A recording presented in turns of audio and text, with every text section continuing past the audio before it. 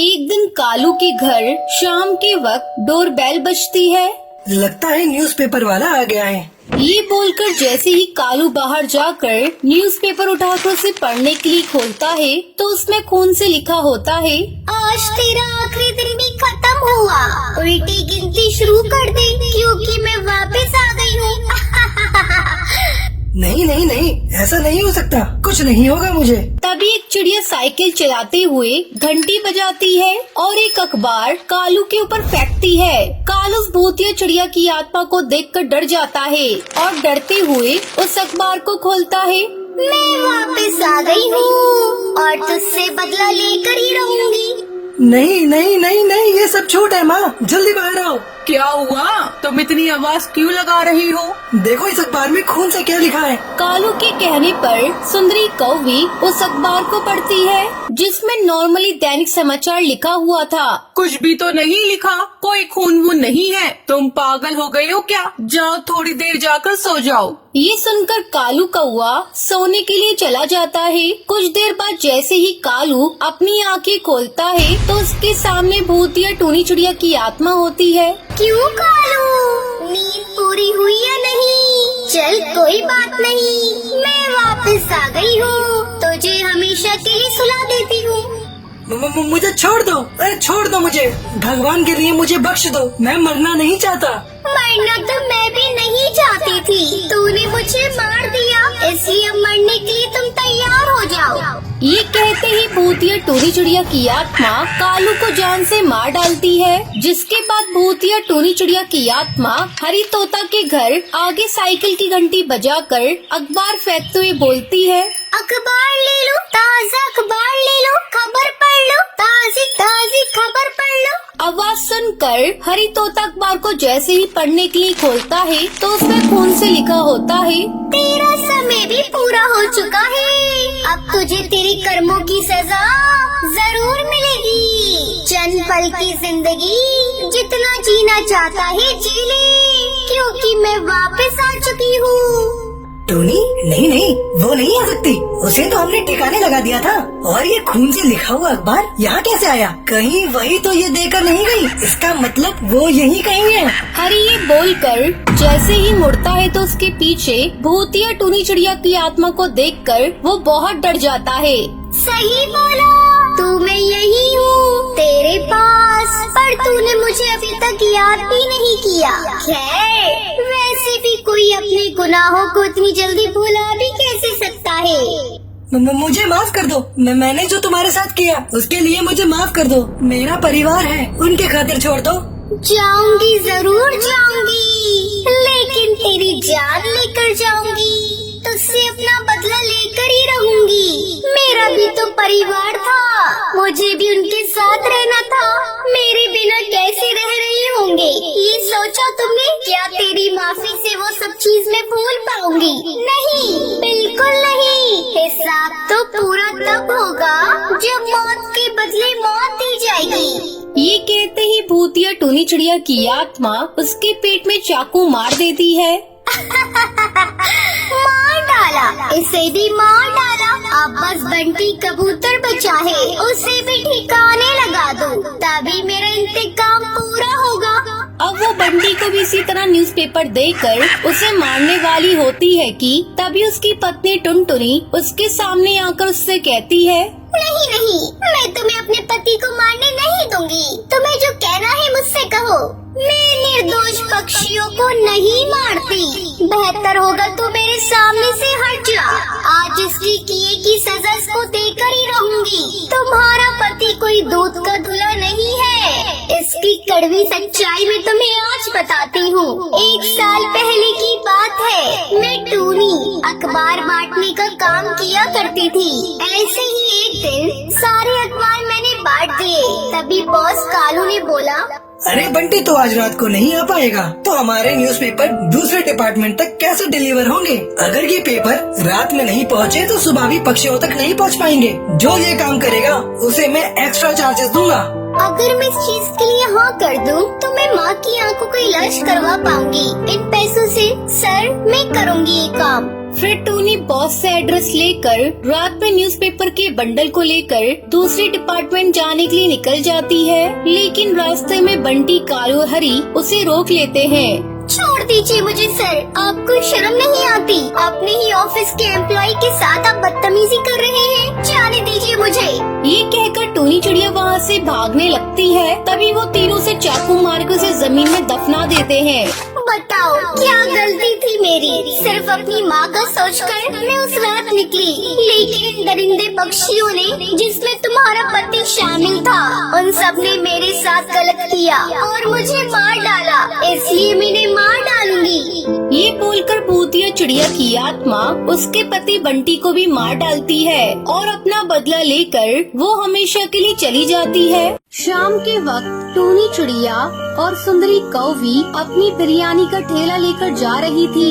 अरे बिरयानी ले लो, बिरयानी ताज़ा ताज़ा गरम गरम बिरयानी, लाजवाब चिकन वाली मजेदार बिरयानी, जल्दी जल्दी ले लो, कहीं ऐसा ना हो कि खत्म हो जाए। उन दोनों की आवाज सुनकर हरी तोता आकर कहता है, अरे चिड़िया, बिरयानी कैसी दी? जरा एक प्लेट देना। हाँ हाँ बेटा, ये ले लो और खाकर बताओ कैसी है। अरे वाह, ये तो बहुत अच्छी बिरयानी है, लेकिन इसमें हड्डी के टुकड़े हैं। हाँ तो होंगी ही, इसमें पक्षियों की हड्डी और मांस के टुकड़े हैं। माँ जी जरा इसे और बिरयानी डालना तो। क्या? पक्षियों के मांस और हड्डियों के टुकड़े? ये क्या खिला दिया आपने? मेरा धर्म भ्रष्ट कर दिया। अब जब खा ही लिया है तो और खा लो, क्योंकि उसके बाद तो तुम मार दिए जाओगे। ये तुम क्या बोल रही हो? छोड़ दो मुझे। ये सुनते ही दोनों सास बहू हरी को एक झटके में मार देती है और बाद में उसकी बिरयानी बनाकर फिर से बेचने लगती है। जो भी पक्षी बिरयानी खाता वो दोनों ने मार डालती। ऐसे ही अगले दिन शाम को टुनटुनी नाम की चिड़िया अपने घर जा रही थी।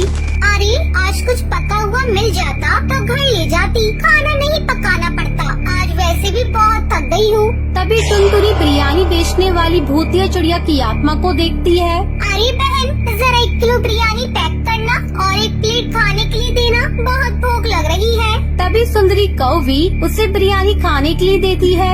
अरे ये बिरयानी कुछ अलग सी है, इसमें ऐसा क्या है इस बिरयानी के अंदर? बताओ मुझे। ये आम बिरयानी नहीं है, ये तुम जैसे पक्षियों की बिरयानी है। अब तो तेरा मरना तय है, कोई नहीं आएगा तुझे बचाने। तेरा भी वही होगा जो बाकी पक्षियों का हुआ है, बिरयानी बनेगी। छोड़ो मुझे, छोड़ो छोड़ो, मेरा पति मेरा इंतजार कर रहा होगा। अब तो तेरी सीधा स्वर्ग की टिकट कटेगी। ज्यादा बुरा लग रहा है तो अपने पति का एड्रेस बता दो, उसे भी हम बिरयानी बनाकर तेरे पास पहुंचा देंगे। भूतिया टोनी चिड़िया की आत्मा इसी तरह पक्षियों को अपनी बिरयानी के जाल में फंसा लेती है और फिर उन्हें खिलाकर उन्हें मार डालती है। बिरयानी वाली सास बहू का सिलसिला यूं ही चलता रहता है। पर एक दिन उन दोनों को ये सब करता हुआ बंटी कबूतर देख लेता है। क्या तुम्हें रत्ती भर भी शर्म नहीं है कि तुम दोनों इतने मासूम पक्षियों की जान लेकर उन्हें मार रही हो? मैं पूछता हूँ, आखिर तुम ये सब क्यों कर रही हो? ये सब करने की हमारी खास वजह है, क्योंकि हम दोनों के साथ पक्षियों ने बहुत बुरा किया है। कुछ महीने पहले की बात है, मेरा नाम टोनी था। मैं अपनी सास सुंदरी कौवी के साथ इसी जंगल में रहा करती थी। मुझे और मेरी सास को बिरयानी बहुत पसंद थी। एक दिन मेरी सास ने मुझसे कहा, बहू, मैं सोच रही हूँ क्यों न हम सास बहू बिरयानी बनाने का कारोबार खोल दें। वैसे ही जंगल में सब पक्षियों को बिरयानी बहुत पसंद है। हम दोनों ने भगवान का नाम लेकर बिरयानी बनाने का धंधा शुरू किया। कुछ ही दिनों में हमारा कारोबार बहुत ही अच्छा चलने लगा। पर एक दिन कड़कनाथ सेठ और टुन्नू चिड़ा हमारी दुकान पर आते हैं। अरे चिड़िया, जल्दी से 2 प्लेट गर्मा गर्म बिरयानी लगा और हाँ, तंगड़ी ज्यादा डालना। जी भैया, अभी देती हूँ। दोनों खा पी कर बिना पैसे दिए जाने लगते हैं कि टूनी से रोककर कहती है, अरे भैया, पैसे तो देते जाइए। ओए, जरा समझा इसे कि कौन हूँ मैं। इस पूरे एरिया में मेरी कड़कनाथ सेठ दादागिरी चलती है और तू कड़कनाथ सेठ से पैसे लेगी। देखो बेटा, मेहनत से बनाया है, इसकी रकम तो अदा करो। मैंने अभी अभी अभी शुरू किया है, ये काम पैसे दो हमारे। ये सुनकर कड़कनाथ सेठ और टुन्नू चिड़ा उन दोनों को जान से मार देते हैं, जिसके बाद से उनकी आत्मा तड़पने लगती है और कहती है, इसने हमारे साथ बेईमानी की, इसलिए अब हम दोनों इन दोनों को नहीं छोड़ेंगे, इन दोनों को मार डालेंगे। ऐसा कहते ही दोनों ने बेरहमी के साथ तड़पा तड़पा कर मार डालती है। तेरी वजह से हमारा बिरयानी का बिजनेस बंद हो गया, लेकिन मरने के बाद भी हम बिरयानी बनाएंगे पक्षियों को मारकर, और सबसे पहले तेरी ही बिरयानी बनाऊंगी। बस तब से हमने पक्षियों को मारकर उनकी बिरयानी बेचना शुरू कर दिया। देखो, मेरी बात मानो तो तुम दोनों को मुक्ति ले लेनी चाहिए। वैसे भी तुम दोनों ने अपना बदला तो उन गुंडों से ले ही लिया है। क्यों मासूम पक्षियों की जान लेकर अपने ऊपर पाप चढ़ा रही हो? हाँ, तुम सही कह रहे हो, हमें यहाँ से चले जाना चाहिए।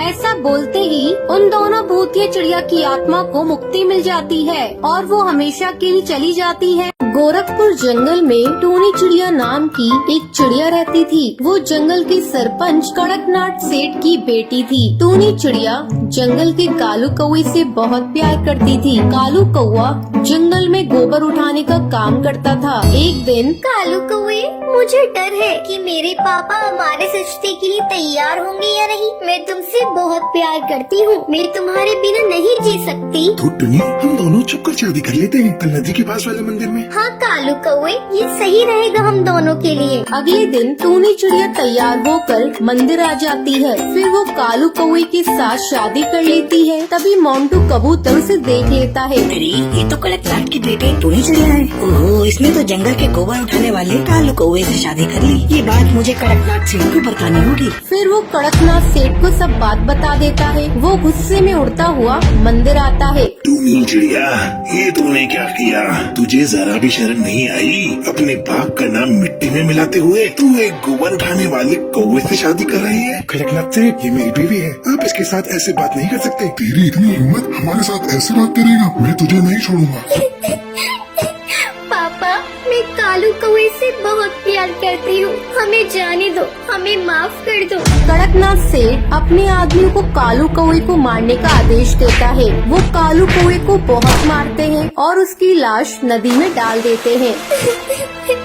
मेरा पति जिंदा नहीं रहा तो मुझे जीने का कोई हक नहीं। मैं भी तुम्हारे पास आ रही हूँ कालू कौवे। ये कहकर टूनी चिड़िया नदी में कूदकर अपनी जान दे देती है। ऐसे ही काफी दिन गुजर जाते हैं। अब जंगल में किसी भी चिड़िया की शादी होती थी, टूनी चिड़िया की आत्मा उस चिड़िया को मारकर उसकी डोली में बैठ जाती थी। ये बात सारे जंगल में आग की तरह फैल गई थी। सब लोग बहुत ज्यादा डरे हुए थे। एक दिन टुनटुनी चिड़िया नाम की चिड़िया अपनी डोली में बैठकर अपने ससुराल जा रही थी। उसकी डोली उठाने वाला सोनू कबूतर कहता है, टुनटुनी बहन, हम जरा पानी पी कर आते हैं, आप इंतजार कीजिए। कोई नहीं भैया, आप जाइए। तभी उसे डरावनी आवाजें सुनाई देती हैं। ये कैसी आवाजें हैं? तभी टूनी चिड़िया की आत्मा वहाँ पर आ जाती है। ये चिड़िया, मैं तुझे नहीं छोड़ूंगी, तुझे भी मार दूंगी और चिड़ियाओं की तरह तेरी डोली भी तेरे ससुराल नहीं जाएगी। जाओ यहाँ से। नहीं, मैं नहीं जाऊंगी जब तक तुझे मार न दूं। ये तुम क्या बोल रही हो? तुम कौन हो? मुझे जाने दो।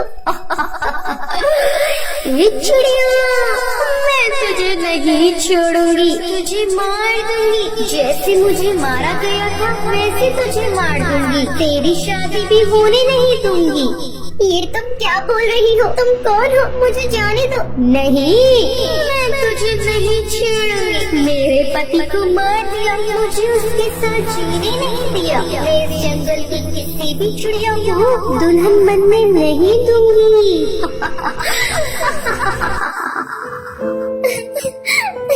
इससे क्या फायदा होगा? तुम दूसरी चिड़ियाओं को मार के उनसे उनका प्यार क्यों छीनना चाहती हो? इससे तुम्हें तुम्हारा प्यार नहीं मिलेगा। इस बदले की आग में ना जाने तुमने कितनी चिड़ियाओं से उनका प्यार छीना। ये बहुत गलत बात है। माना तुम्हारे साथ गलत हुआ, लेकिन तुम दूसरों के साथ गलत करके ठीक नहीं कर रही हो। ये सुनकर टूनी चिड़िया को अपनी गलती का एहसास हो जाता है। हाँ टुनटुनी, तुम सही कह रहे हो, मुझे माफ